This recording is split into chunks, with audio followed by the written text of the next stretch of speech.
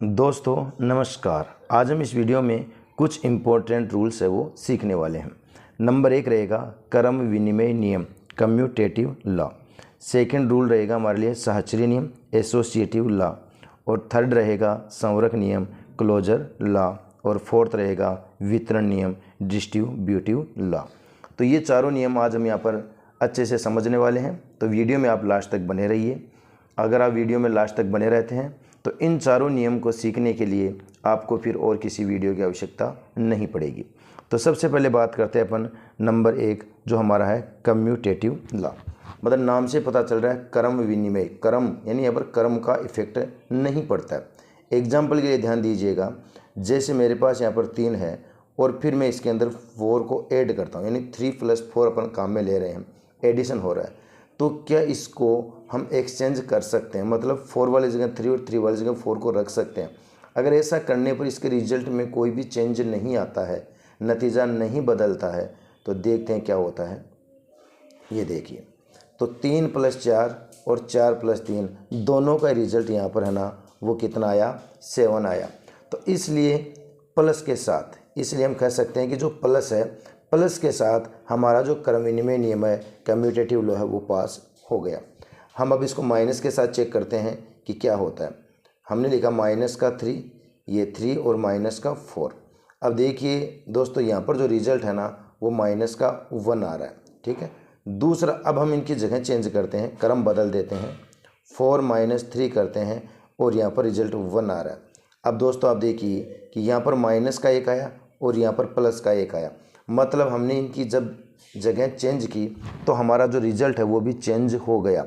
जबकि क्रम विनिमय यानी कम्यूटेटिव में ये कहता है कि जगह देखो हमने बदली, लेकिन रिजल्ट दोनों जगह से नहीं बदला, तो वहाँ पर कम्यूटेटिव लॉ अप्लाई हो जाएगा, लेकिन इसमें अप्लाई नहीं होगा। तो हम कह सकते हैं कि माइनस या सब्ट्रैक्शन करते टाइम पर कम्यूटेटिव जो लॉ है वो अप्लाई नहीं होता है। थर्ड अपन देखते हैं मल्टीप्लाई के लिए, 3 को अगर मैं 4 से मल्टीप्लाई करूँ तो रिज़ल्ट हमारा 12 ही आएगा। और अगर हम इनकी जगह चेंज करते हैं दोस्तों, 4 × 3 करते हैं तो भी इसका रिज़ल्ट 12 ही आएगा। दोनों जगह से रिज़ल्ट हमारा सेम आया है, जबकि हमने इनकी जगह एक्सचेंज कर दी थी, तो नतीजा हमारा नहीं चेंज हुआ। तो यहाँ पर है ना, वो कम्यूटेटिव लॉ अप्लाई हो जाएगा। अब हम दोस्तों डिवाइड की बात करते हैं। जैसे डिवाइड में हमने लिया 3/4। अब 3 को अगर हम दोस्तों 4 से डिवाइड करेंगे ना, तो यहाँ पर आएगा 0.4 का इसमें डिवाइड जाएगा 7 टाइम, पॉइंट लेते 30 हो जाएगा 30 और 2 0 20, ये रिजल्ट आया। अब हम 4 को ऊपर रखते हैं और 3 को नीचे रखते हैं। अब 4 का हम इसमें डिवाइड लगाएंगे तो 1 टाइम जाएगा, फिर पॉइंट ले लिया 1 और 0, यानी कि 3 3, इस तरह से ये चलता ही जाएगा। तो देखिए हमने इनकी जैसे जगह चेंज की तो हमारा जो रिज़ल्ट है ना, वो भी क्या हो गया, चेंज हो गया। तो इसलिए हम कह सकते हैं भाग में या डिवाइड में कम्यूटेटिव लॉ है ना, वो अप्लाई नहीं होता है। तो दोस्तों आप अच्छे से समझ गए होंगे कि क्रम विनिमय नियम क्या है। मतलब ये है कि कोई भी 2 नंबर हम लेते हैं और उन दोनों नंबर्स को हम प्लस करें, माइनस करें, मल्टीप्लाई करें, डिवाइड करें, कुछ भी करें, अगर हम उनका स्थान बदल देते हैं, स्थान बदलने के बाद में यदि उनमें कोई चेंज नहीं आता है तो वहाँ पर क्रम विनिमय नियम यानी कम्यूटेटिव लॉ अप्लाई हो जाता है, और अगर चेंज आ जाता है तो वहाँ पर अप्लाई नहीं होता है। फिर सेकंड जो नियम हमारा वो देखते हैं। सेकंड रूल रहेगा सहचर्य नियम के लिए। अब एसोसिएटिव जो लॉ होता है वो 3 नंबर पर काम करता है। कोई भी 3 संख्या हम ले सकते हैं, जैसे आप लीजिए 3 + 4 और +5। अब इसका जो रिजल्ट है ना, वो आपको सीधी सी बात है पता है कि 12 आएगा, लेकिन इसको सोल्व आउट करने के हम पैटर्न चेंज कर देंगे। पैटर्न चेंज करने का मतलब जो 3 नंबर होते हैं तो गाइज उनको हम कभी भी एक साथ ऐड नहीं कर सकते। तो इसके लिए हम क्या करेंगे, इसको 2 टाइप से हम सोल्व आउट करेंगे। अगर इसका दोनों बार में रिजल्ट कितना आता है, 12 आता है, तो हम कहेंगे कि यहाँ पर एसोसिएटिव लॉ या सहचर्य नियम वो अप्लाई हो गया। 2 नियम देखना कौन कौन से अप्लाई होंगे, 3 + 4 और +5। इसमें हम क्या करते हैं कि इनको ब्रैकेट के अंदर रख लेते हैं। तो मतलब ये हुआ कि पहले ब्रैकेट ही अपना सोल्व आउट होगा। तो 3 और 4 को हम ऐड करेंगे तो कितना होगा, 5 या 7, तो 7 हो गया, 3 + 4 7, और प्लस का कितना हो जाएगा 5, 7 + 5 यहाँ पर कितना हो गया 12, तो रिजल्ट उसी के इक्वल आ गया। अब दोबारा से हम इसको करते हैं 3 + 4 + 5। पहले हमने 3 और 4 को ऐड किया था, अब की बार हम 4 और 5 को पहले ऐड करने वाले हैं। तो देखिए ये जो 3 है ना वो हमारा ऐसा कैसा रह जाएगा, प्लस 4 + 5 कितना हो जाएगा इज 9, और 3 + 9 भी कितना हो जाएगा 12 ही हो जाएगा।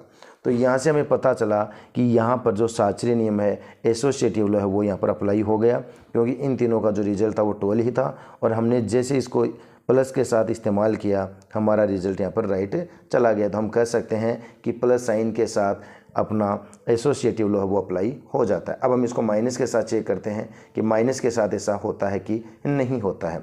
तो हम लिखते हैं 3 माइनस का 4 और माइनस का ही 5। अब यहाँ पर ध्यान देते हैं कि ये 3 तो प्लस का है और ये दोनों है दोस्तों माइनस के, तो ये होगा 3 और माइनस का है 4 और 5, यानी कि माइनस का हो गया 9। तो हमारा जो रिजल्ट है ना वो आया माइनस का 6। अब हम चेक करेंगे कि हम इसको दो अलग अलग टाइप से करेंगे, क्या हमारा रिजल्ट -6 ही आता है। तो 3 -4 और -5 हमने रख दिया। पहले हम यहाँ ब्रैकेट अप्लाई करते हैं। तो अब यहाँ पर देखते हैं दोस्तों हमारा रिजल्ट है ना वो क्या आता है। 3 माइनस का है, ये 3 तो सॉरी प्लस का है, और 4 माइनस का है, तो यहाँ से जो रिजल्ट है ना वो माइनस का 1 आएगा, और आगे माइनस का 5 है, तो यहाँ से देखिएगा इज माइनस का 6 हमारा रिजल्ट आ चुका। अभी तक तो इक्वल है। अभी एक फॉर्मेट और है, वहाँ पर हम इसको और अप्लाई करेंगे, फिर चेक होगा। अब की बार यहाँ हम ब्रैकेट लगाते हैं, ठीक है। तो देखिएगा ये 3 ऐसा कैसा रहेगा, माइनस का साइन आ जाएगा। अब इस ब्रैकेट में देखिए 4 तो है प्लस का, 5 है माइनस का, तो ब्रैकेट को सोल्व आउट करेंगे ना, तो 4 - 5 मीन्स माइनस का 1 आ जाएगा, और इसको अगली स्टेप में आप फिर सोल्व आउट करेंगे तो 3 माइनस माइनस कितना हो जाएगा प्लस, और यहाँ से आ जाएगा 1। 3 और 1 कितना हो गया गाइज 4, जो कि ये तीनों रिजल्ट यहाँ पर इक्वल नहीं है। इस वजह से यहाँ पर एसोसिएटिव लॉ साहचर्य नियम अप्लाई नहीं होगा। तो प्लस के साथ अप्लाई हुआ, लेकिन मल्टीप्लाई के माइनस के साथ अप्लाई नहीं होगा। फिर थर्ड हम देखते हैं, इसमें तीसरा जो हम है वो मल्टीप्लाई के साथ चेक करेंगे। मल्टीप्लाई में अपन लिखेंगे 3 × 4 × 5। तो यहाँ से देखो 3 चौक 12, 12 पंजे 60, यानी ये 60 हो जाएगा। अब इसको भी हम सिर्फ दो ही टाइप से और सोल्व आउट करेंगे, देखते हैं कि दोनों टाइप से हमारा रिजल्ट चेंज होता है क्या। पहले इन दोनों को मल्टीप्लाई कर लेते हैं, 12 आ गया, और ये है 5, 12 5 जो कितना हो जाएगा 60। यहाँ पर कोई बदलाव नहीं आया। हम फिर से इसका नियम चेंज कर देते हैं, मतलब पैटर्न चेंज कर देते हैं ऐसे। तो देखिए 3 का 3 रहेगा, और 5 4 जो कितना हो गया 20, और 20 को आप 3 से मल्टीप्लाई करेंगे तो 60। यहाँ तीनों जगह से हमारा एक बार रिजल्ट फिर से सेम आ गया है। तो इसलिए हम कहेंगे कि मल्टीप्लाई के साथ एसोसिएटिव लॉ है वो अप्लाई हो जाता है, और दोस्तों ये डिवाइड के साथ भी अप्लाई नहीं होता। तो एसोसिएटिव नियम कहाँ का अप्लाई नहीं होता है, प्लस में अप्लाई हो जाता है, माइनस में नहीं होता है, और मल्टीप्लाई में होता है, और डिवाइड में भी नहीं होगा। तो गाइस आप अच्छे समझ गए होंगे। अब हम देखते हैं इसका ये अगला जो नियम है, ये तो इसका एग्जाम्पल ही था, थर्ड नियम।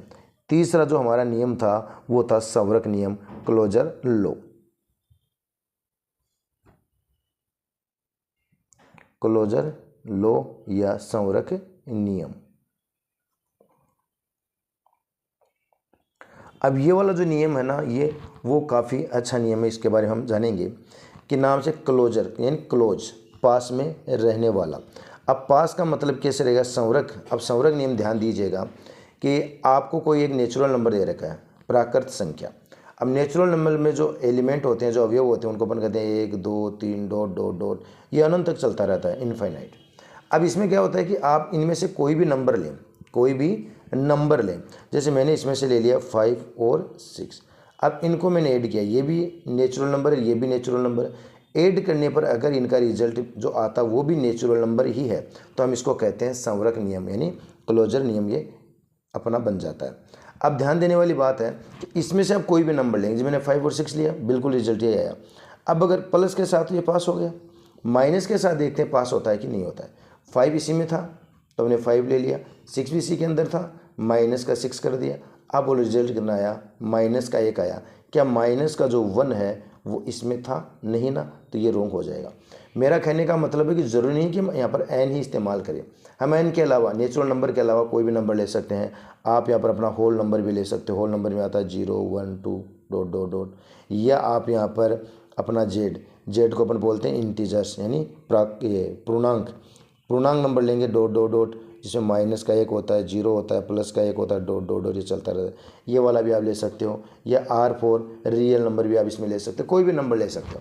बस ध्यान ये देना है कि जो नंबर हमने लिया है जिसमें से, उसमें आप प्लस करें या माइनस करें, कोई भी 2 नंबर लेकर के अगर उसका नतीजा भी दोस्तों उसी में से आ जाता है तब तो हम उसको कहेंगे क्लोजर लॉ यानी संवरक नियम, और उससे बाहर निकल गया तो हम उसको नहीं कह पाएंगे।